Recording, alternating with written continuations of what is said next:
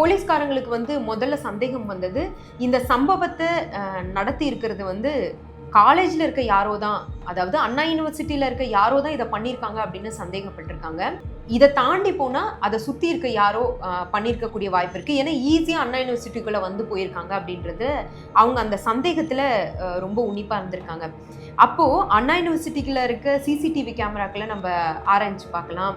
Maybe அங்க இருக்க கேமராஸ்ல ஏதாவது இருக்கும் நம்மளுக்கு ஃபுட்டேஜ் அப்படின்னு தேடி பார்க்கும்போது தான் அங்க இன்னொரு சம்பவம் நடந்திருக்கு. அதுதான் என்னன்னு பார்த்தீங்கன்னா, அண்ணா யூனிவர்சிட்டிக்குள்ள எங்கேயுமே சிசிடிவி கேமரா ஒர்க் ஆகல அப்படின்ற விஷயம் வெளியே வருது. அதுக்கப்புறம் இந்த சம்பவம் நடந்துருச்சு. அந்த ஆள் யார் அப்படின்னு தேடுறதுக்கு ஏதாவது ஒரு க்ளூ நம்மளுக்கு கிடைச்சா போதும் அப்படின்னு போலீசார் அந்த பையன்கிட்டையும் பொண்ணுகிட்டையும் நிறைய விஷயங்களை கலெக்ட் பண்ணியிருக்காங்க. அதுல அது இருட்டுக்குள்ள நடந்தது. அதனால எங்களுக்கு முகம் தெளிவா தெரியல.